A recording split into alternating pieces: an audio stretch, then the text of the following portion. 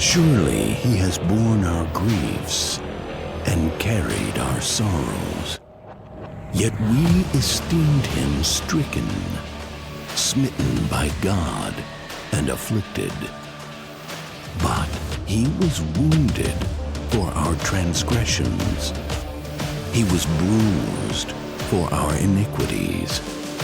The chastisement for our peace was upon him, and by his stripes we are healed. Hey, Central Campus! Let me hear you out there. Hey, it's good to look out and see you all, but it's also good to look in these two cameras and see everybody that's watching live stream. So let me tell you who's watching with us today. We have people from Michigan, Pennsylvania, Ohio, Georgia, Thailand, that's right on the other side of Kannapolis, Rhode Island, Italy, and Virginia. So y'all give it up for all these people watching. Thank you for being here with us. So glad to have you. My name is Michael Singer. I am a pastor here at Freedom House Church, and I am up at our Lake Norman campus. And it has been way too long since I've been back to Central. So I am honored to be here with you today. A lot of you probably don't know me. Some of you I do know. So I'm thankful for all the old heads that are around so I can see you and say hello to you. But I have come to realize it's very odd for me these days because I've been at this church forever. It's very odd to come back to Central Campus and only know about 15% of the people when I used to know like 98% of the people. But it's good to be here. Glad to share this series with you, wrap up the series. And I want to say this about this series we've been in, By His Stripes, and I want to talk about us ending it today. I want you to understand that we are going to end the series today, but God is still moving all the time. We do these series and we talk about these topics, and we're talking about healing this month a lot just to draw our attention to who God is. And when something gets your attention, you stalk it. Just ask my wife. She got my attention in college when I first saw her. I stalked her everywhere. I acted like a nut job just to be around her. And I encourage you, you do the same with God when you walk out of here. God doesn't end with the series. He's the same all the time. This is just to get our attention to understand who he is so that when we are stalking and seeking him, he'll show up and continue to be God. You know, we don't deserve a single thing from God, but God still desires to have a relationship with us and give us everything that he has for us. And I love that we see his desire because he spoke through these Old Testament prophets. He spoke to these men and these individuals, and he said, I need you to talk about what I want to do and how I'm pursuing my people. And so he spoke to this prophet in the Old Testament, Isaiah, one of the major prophets, and he told him, I want you to let people know how much, I want you to let humanity know how much I'm willing to go, the lengths I'm willing to go to be in relationship with them and to give them everything that I have to offer. And he told us in Isaiah that he was going to send his son hundreds of years before his son ever came. And here's what he said in Isaiah chapter 53. It's the verse that was on the bumper. It's the verse we've been talking about in this entire series.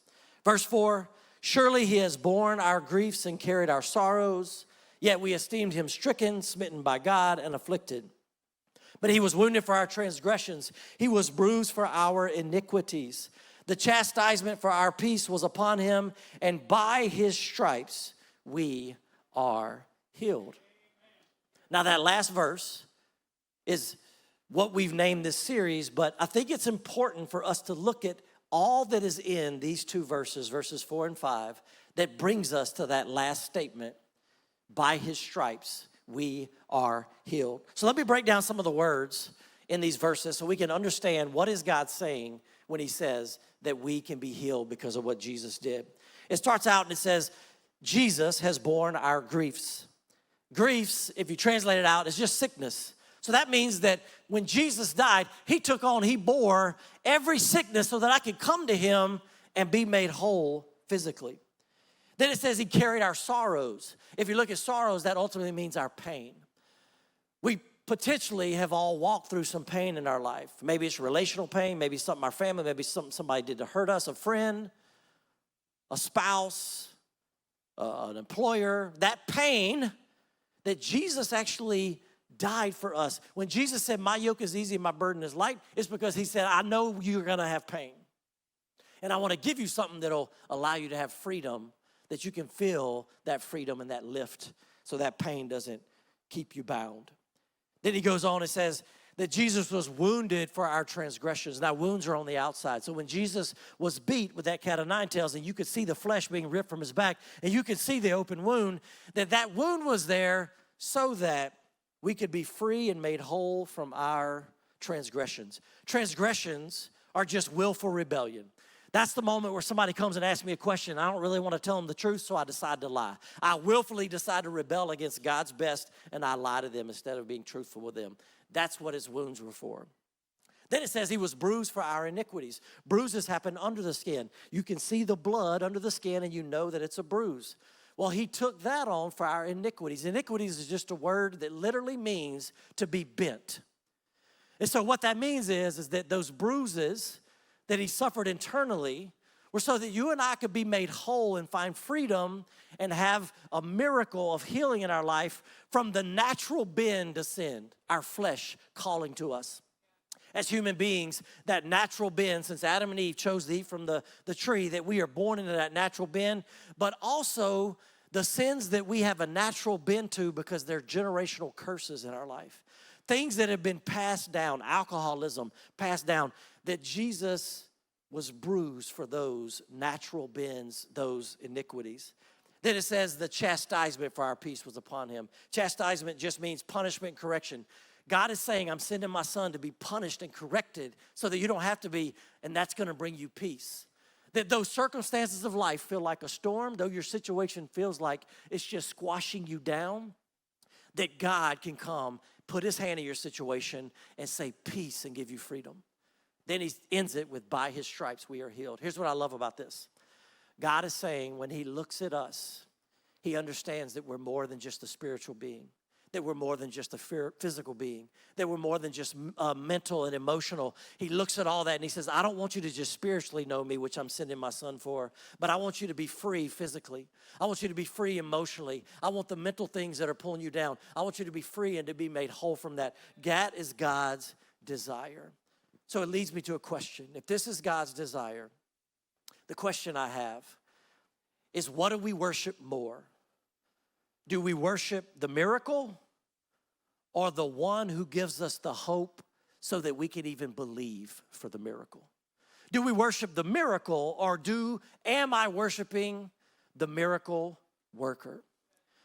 The Bible doesn't always answer every question that I have. Sometimes you read a story and there's little nuanced things that it just doesn't seem to answer.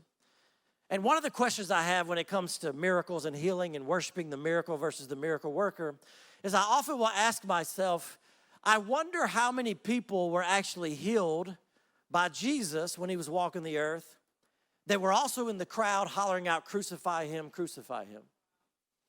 Now, I would venture to guess that percentage might be small, but then the follow-up question that I have that the Bible doesn't really address firsthand is how many people were in the crowd and saw the miracle and were still there that day hollering, crucify him, crucify him. This is a great picture of that question I asked. Did those people really worship the miracle worker? Did they worship Jesus? Or once the miracle was done, they were good and they hollered out, crucify him, crucify him. Jesus is walking to Jerusalem one day, and he's in this village between Galilee and Samaria. And you can find this story in Luke chapter 17. But he comes across these 10 lepers, skin disease, major. They had to be set apart from everybody else. They couldn't be in community with everybody else. These 10 lepers, it says they stand at a distance. And they holler out, Master Jesus, have mercy on us. Jesus doesn't walk up to them. He just tells them, go and show yourself to the priest. Now, what he's telling them is go do the normal ritualistic legal thing that you're supposed to do when you have leprosy. Go present yourself to the priest, because the priest is the one that has to look at you and decide if you're able to be checked off and moved back into society, or you still need to keep yourself separate from everyone else. It says as those 10 guys decided to walk and they were on their way to see the priest, that every one of them was healed. Jesus wasn't there by them. They just turned and went, and he healed them.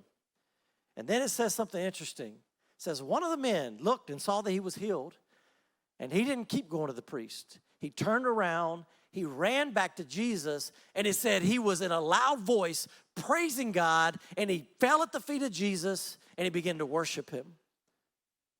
Jesus looked at the man, and he said, weren't there 9 other guys with you? Where are they? And then Jesus looked at this guy, and he said, your faith has saved you. In other words, he's saying, you got it.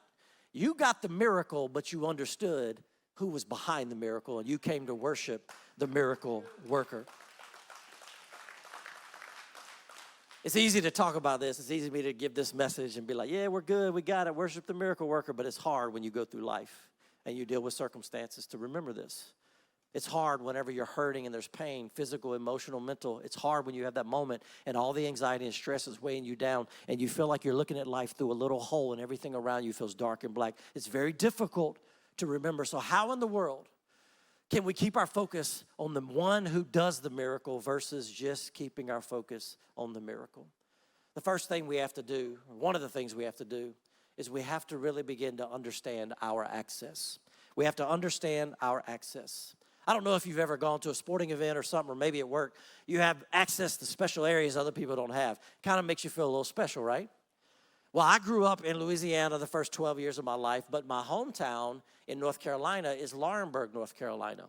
You might only know it on 74 when you go into the beach and you stop to cough and you've already passed through Laurinburg.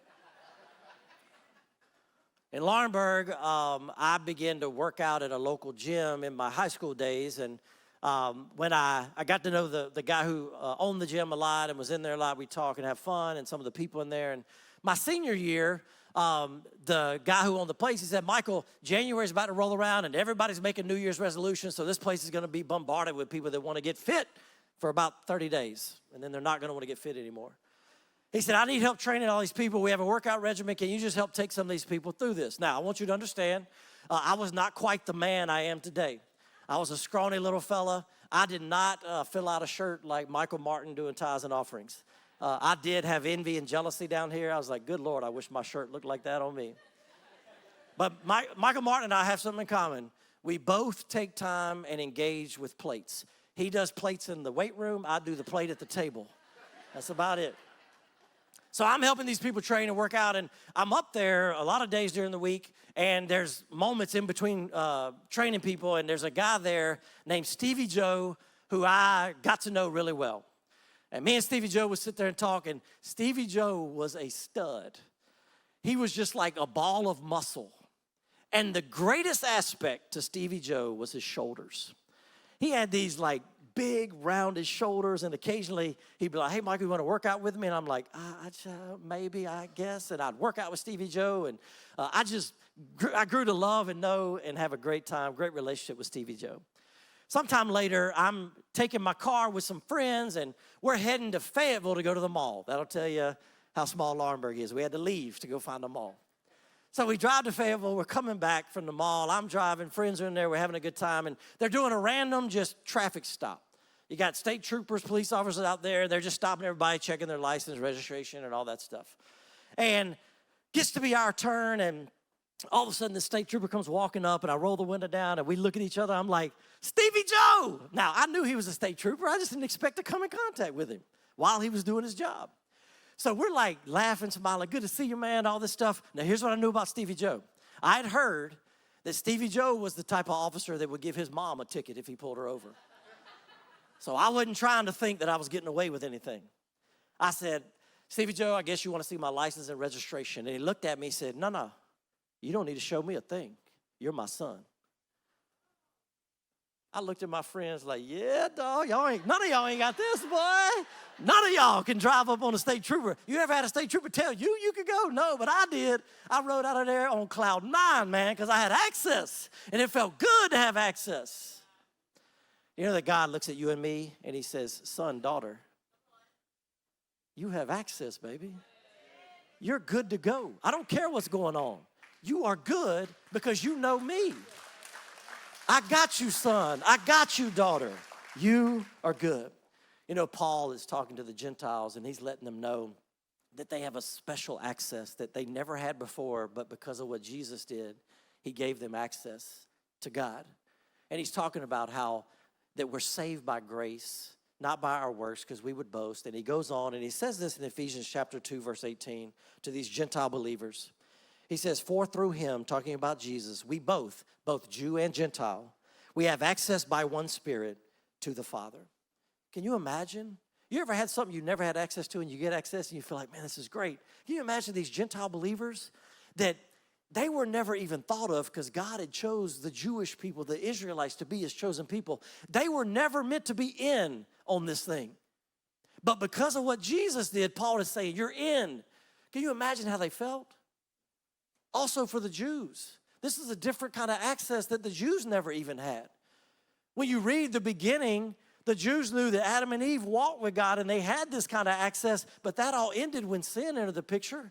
And you read about some of these Old Testament patriarchs, these leaders, these other people that they would encounter God, but it wasn't a firsthand. It was usually in a cloud or some kind of, event, because if they were just in the sheer presence of God, they would die. But they would have these moments where they got to engage with God, and then it narrowed down to really the only engagement of being in the presence of God was one time of year by a high priest in this particular place in the tabernacle called the Holy of Holies. One time a year, this is what the Jews knew. This was their only access. And now Paul is saying, hey, you Jews, you all have access.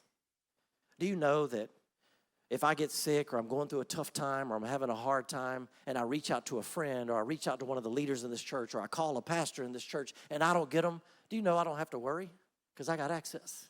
The Holy Spirit allows me in that moment while I'm driving in my car to just say, God, I need you right now. I'm really struggling. I'm angry and I need you to help pull away that anger.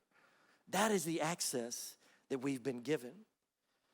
There's this Roman soldier that has a servant that gets really sick, and this is a servant that he loves. And this Roman soldier is referred to as a centurion, meaning that he's a Roman soldier who is over 100 other Roman soldiers, so he has a leadership position.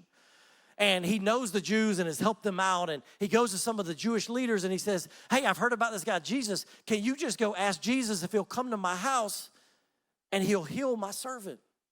So they go and they tell Jesus about this guy, and then it says this in Luke chapter 7, verse 6 and 7.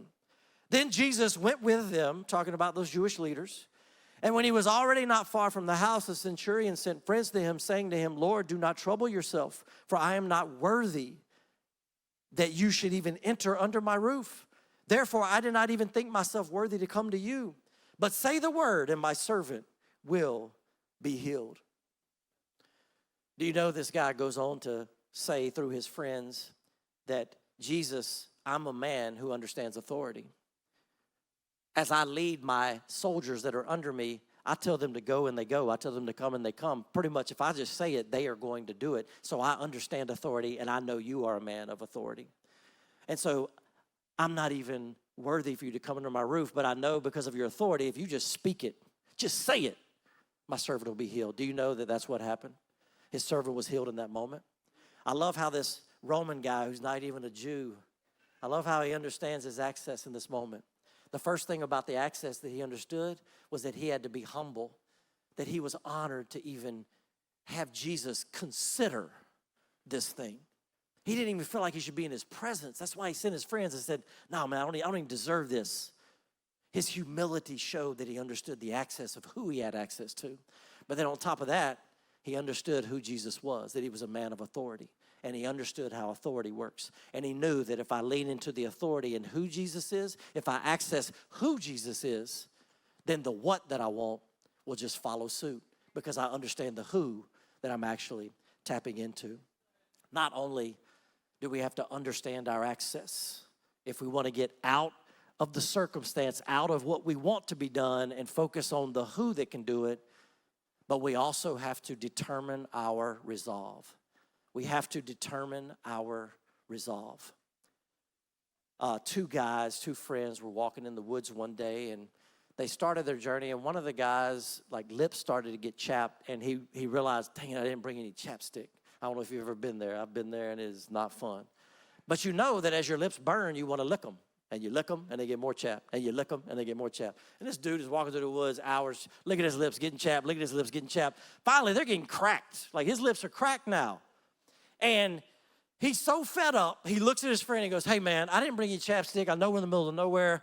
Is there anything you can help me do? I've got to find something to get some relief from these chapped lips. And they happened to be walking near an open pasture, and the friend said, yeah, I do have something that'll help. He said, look out there, you see that horse manure? He said, go take your fingers and dip it in there and rub it on your lips. And he said, I guarantee you 2 things are gonna happen. First thing is that's gonna help, cure and help the cracking of your lips. But the second thing I guarantee is that you won't lick your lips again. Now that's resolve.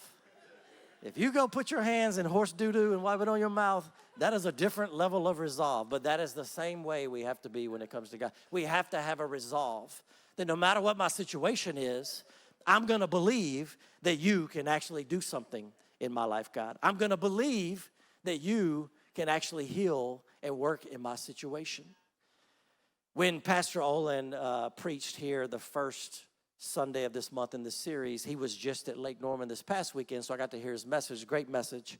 And he referenced this lady, and I assume he did that when he was here that first weekend. And I want to read about this lady, and I want to talk about her too, because I feel like she has a way that she approaches and deals with Jesus and encounters him and interacts with him that really shows some resolve. So Matthew chapter 15, this lady is a Gentile, she's not a Jew. Verse 21, Jesus went away from there and withdrew to the district of Tyre and Sidon. And behold, a Canaanite woman from that region came out and was crying, have mercy on me, O Lord, Son of David. My daughter is severely oppressed by a demon. But he did not answer her a word. And his disciples came and begged him, saying, send her away. She's crying out after us. In other words, Jesus, this lady is getting on my last nerve. Get her out of here. He answered, I was sent only to the lost sheep of the house of Israel. In other words, I came for Jews, not you. But she came and knelt before him, saying, Lord, help me. And he answered, it's not right to take the children's bread. In other words, it's not right to take the Israelites, the Jewish people. It's not right to take what I came to give them and to throw it to the dogs, to give it to you, a Gentile. And she said, yes, Lord. Yet even the dogs eat from the crumbs that fall from the master's table. Then Jesus answered her, O woman, and this is only the second time he said this. He actually said this to the centurion we talked about a minute ago. Second time he says this, great is your faith. Be it done for you as you desire. And her daughter was healed instantly. Let's talk about this lady's resolve, because I think we first see her resolve in the fact that, she started out as she wanted her daughter healed of this demon possession. She cried out, Son of David, Lord. And it's great to call people these wonderful, honorable names whenever you want something from them. You ever buttered somebody up, but when you're trying to get something, oh, you look so nice today. I love what you got to do. Hey, I'm moving this Friday. Can you help me? So it's one thing to do that when you're coming in going, I'm going to get this. It's one thing to say, Lord, Jesus, Son of God, Son of David, all that stuff. But when a man looks at you and calls you a dog, if somebody looked at you and you were coming to them, look, a friend or whatever, somebody you believed in, trusted in, and all of a sudden they just said, you're a dog, get away from me. You think you could hang in there on that? I couldn't hang in there on that. I'd be like, forget you, I'm out of here. But she didn't. Her resolve, she looked at him and said, hey man, I called you Lord before, and that hadn't changed for me. She said, that's all right, Lord. Then she says something that I think really shows her resolve, even on top of her never losing sight of who Jesus was to her, no matter what he said. She looks at him, and he said, I didn't come to throw bread to dogs. She doesn't even reference the bread.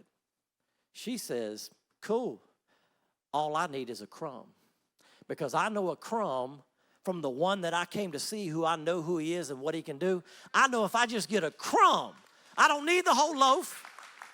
I don't need it. I don't need you to break it. I just need to get a crumb, because if I can get access to that crumb, then I know that everything that I ever desired can be made whole again, because you are the one that can do this. She had resolve. She didn't care about what was said or what was going on. She had resolve. In the Old Testament, there were major and minor prophets. One of the minor prophets, Habakkuk, shares this verse with us that I think is such a great verse about what it looks like to live and walk in our relationship with God with resolve. It says this in Habakkuk 3, verses 17 to 19. It says, though the fig tree does not bud and there is no fruit on the vines, though the olive crop fails and the fields produce no food, though the flocks disappear from the pen and there are no herds in the stalls, yet I will celebrate the Lord. I will rejoice in the God of my salvation. The Lord, my Lord, is my strength. He makes my feet like those of a deer and enables me to walk on mountain heights. In other words, God, I don't care if the things that normally are my provision don't show up like the way I expect them to. I don't care if the pantry gets empty. I don't care if my budget is tight. I don't care if the money feels like it's going out the door faster than it's coming in. God, I don't care if all these situations are happening. You are the Lord of my salvation. When I am in your presence, you cause my feet to rise up on mountains, and I'm running on the top peak, even though my life feels like it's in the lowest valley, because you are God, and that's who I'm leaning into. That's who I'm accessing, and that is the one that I'm believing in. That's a resolve that no matter what happens, we're just going to decide to follow God and trust him and believe that his way is the best and the wisest. Not just good, the best and the wisest. Years ago, I was preaching a message here at Central Campus, standing on this very platform. And we had this couple who came to our church at the time, Kevin and Patty Jackson. And Patty had been battling cancer for many, many years. And we knew that, but if you looked at Patty, were around Patty, you would never have a clue that she was even sick. And she had moments where it was in recession for a little bit and she was doing better, but Patty she brought the most life. She just lit up a room. And she would serve and serve and serve, just a servant's heart. Kevin and Patty were some of my favorite people to be around. I love being around Kevin and Patty Jackson. And it came to a point over the years where Patty's cancer had come back and it was worse, and just they didn't really have any treatments, didn't know what to do. And now, mind you, this whole time, I mean, all the time, people are praying, people are laying hands on Patty, Patty's believing, Patty's praying, Patty's serving God. I mean, all that's going on in the midst of this journey and story of her life. Patty goes away, gets this treatment. She's in another country. She comes back. I didn't know they were back. I was preaching that day, and I panned the room, and right over here, I saw Kevin and Patty Jackson sitting on about the second or third row on the edge. And that just made me smile. Like, I was so glad to see them. I mean, I smiled real big at them. We kind of made eye contact. And I started to walk from over here back to the podium, and I felt like God said, you need to call them up on the platform and pray for them. So I called Kevin and Patty up, and they walked up. And I remember as they got to the top of the steps and were walking, this doesn't happen to me often, but I remember there was this word that kind of dropped down in my head and in my heart. And it was in my voice, but I really felt like God put it there. And the word was just shift. And so as they're walking up, I'm getting excited. So I'm like, all right, this is going to be the moment. This is where God's going to intersect, and he's going to finally do and shift and do this miracle for Patty. She's going to be healed. And man, it's just going to be a great testimony. And I know she's going to share this testimony. They come up, we talk. I don't think I really said a lot of that to them. But I prayed for them, and I just prayed kind of that over them, and they go back to their seat. 2 weeks later, walking out in the lobby, and I see Patty and Kevin come up from a distance, and Patty looked physically worse than I'd ever seen her in my life. She looked real sick.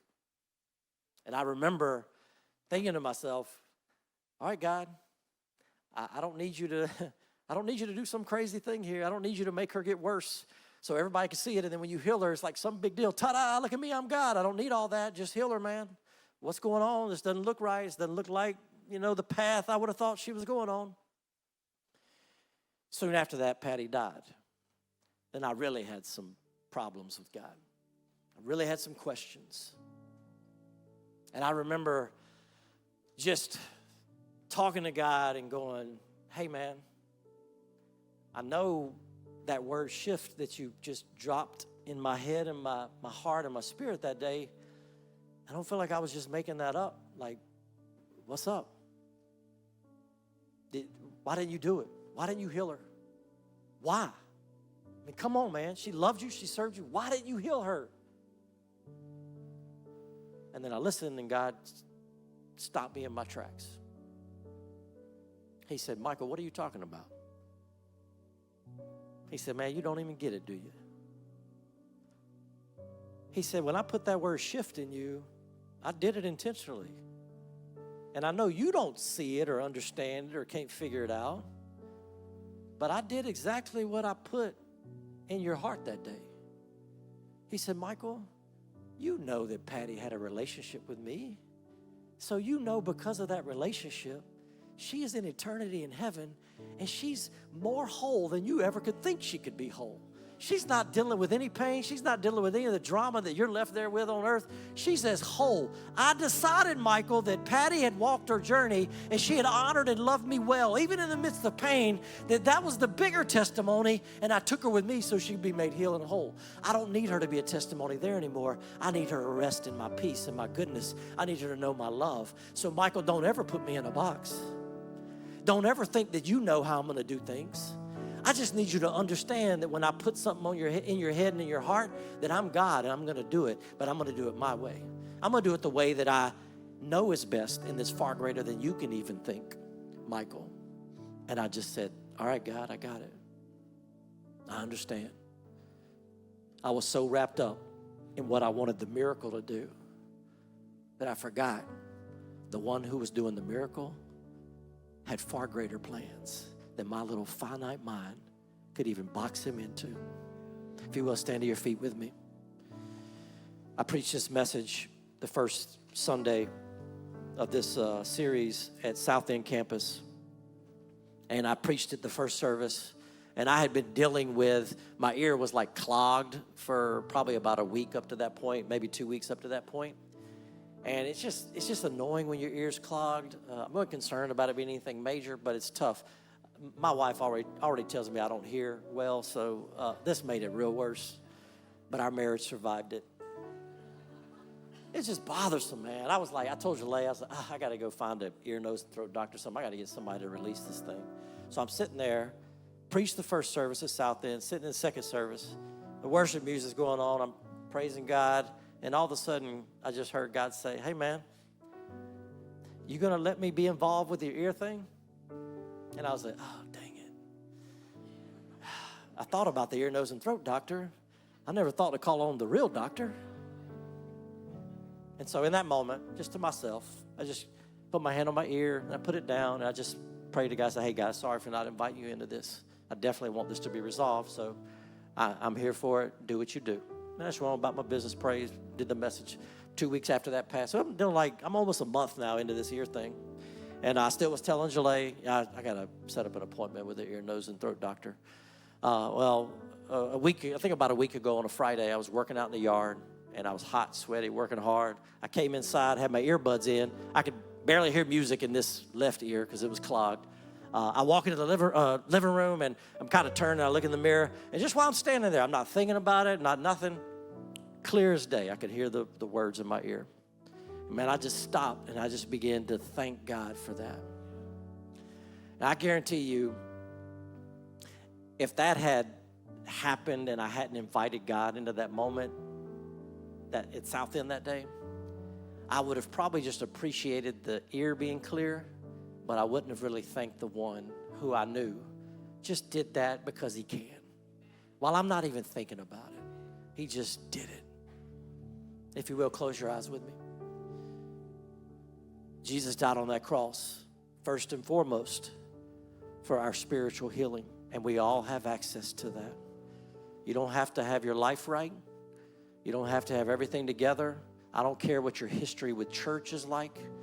All I'm saying is that God looked at you, and he looked at me, and he said, I desire you so much that I'm going to send my son to die for you so that you can be made whole and understand who you really are and how I made you.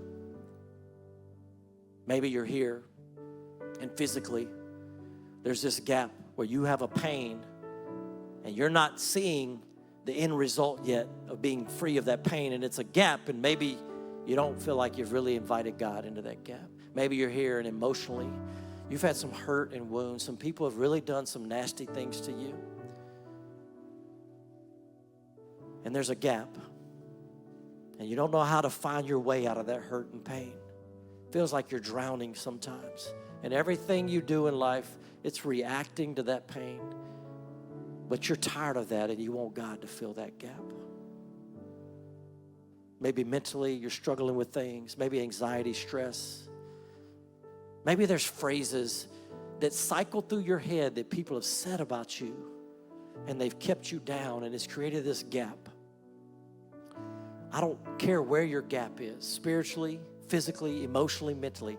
I don't care where it is. Jesus bore those stripes, and he died on that cross so that gap could be closed and God could fill that gap. So if you're here and there's anything rolling around in your head and your heart that you just need to invite God into that gap, I want you to raise your hand and just say, God, I'm inviting you right now. I see hands going up. God, I invite you into this gap. Now, while your eyes are closed and your hands are up, I just want to remind you who God is. He's a good God, and he looks at you and he's gracious. He doesn't need you to do a thing. He loves you anyway. God looks at you and he says, remember, I'm a God who's omnipresent. Right where you are, right here in this moment, he's present with you. Not only that, he's omniscient. He knows what you're going through, and he's speaking right to that very thing all at once, everyone. And then he says, omnipotent. I have power. Do you know I have power over that thing that you're going through? So God, right now, knowing who you are, I just speak your life into every situation, Father. God, there have been people that have been walking around with something that is creating offense between them and you, an unforgiveness, God. And God, you want to release. I mean, it looks like a barrier. They feel like they've tried to climb it and they just get burnt out and it just drops, Father. God, there's someone with maybe pain in their leg, and you're touching that right now. Maybe even in their calf, God, you're touching and you're healing that right now. God, there's someone who has been estranged. They have a rough thing with their family, and they've been desirous for it to be made whole, and you're going to show up, God, and do something through them miraculously to bring that family back together. God, there's someone who's been diagnosed with maybe some kind of autoimmune disease, maybe someone dealing with lupus. God, there's no cure for that. They need you, Father. They need you to show up. Stress and anxiety, show up. Heal hearts, Father, physically and emotionally. Those people that raised their hand and said, spiritually, I've had a gap. I haven't invited God in. They now have access. Now remind them that that access brings them right into your throne. You are a child of God. You are heir to what Jesus has. You have access because of the Holy Spirit. See yourself differently now. So God, I just thank you and I love you that you're touching people's lives right now. Everybody in here, if you will, if you raise your hand, repeat this after me. Say, God, I love you and I thank you for the access. I choose to resolve to trust you and not just the miracle, because Jesus died on the cross, was beaten for me, so I can be made whole and experience your freedom and walk in your peace. In Jesus' name, amen. Y'all give God a hand clap.